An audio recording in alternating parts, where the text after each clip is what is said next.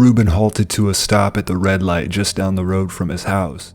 His mind was swimming with happy memories that filled the day he'd spent at his parents' house. The night coming to a close, the streets were quiet. Reuben couldn't help but to enjoy the tranquility of the midnight air as the stoplight changed from red to green and back to red. Finally, Reuben pulled ahead and returned home. He parked his car and walked inside, sloppily kicking off his shoes and returning his jacket to the coat rack. After brushing his teeth, Reuben decided to turn in for the night. His mind wandered as he closed his eyes to sleep, and soon his dreams would begin. A ride on a train turned into a trek through the wilderness. Despite the sporadic nature of his perception, Reuben still understood that he was dreaming. A slight stumble turned into a long fall.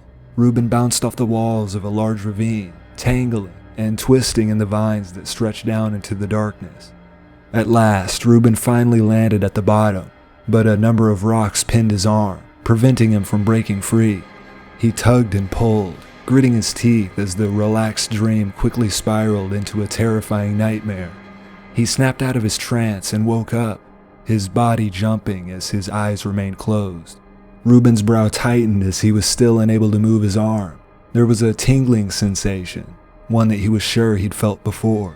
His mind calmed as he tried to move it, thinking he'd slept on his arm and had lost feeling of it at some point in the night. His eyes slowly opened as he peered at his body. His arms and legs were strapped to the bed, a needle extruded from his upper arm, and there was a masked man with a hacksaw standing above him. Reuben tried to scream, but his mouth was stuffed with a rag.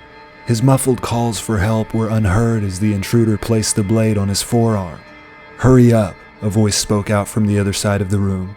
Reuben shook his head, just hoping the men would leave him alone, but the intruder's mind was already made up.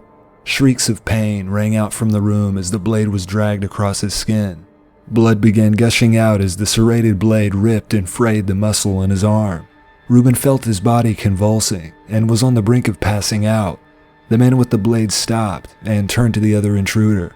"Give him one more," the voice suggested.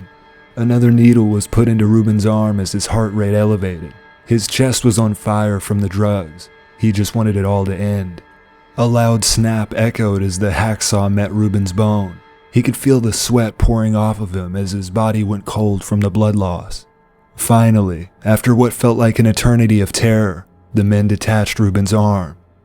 He moaned in pain, unable to keep his eyes open from the strain his body was enduring. The intruders placed Reuben's severed arm into a large ice chest before pulling out a cell phone.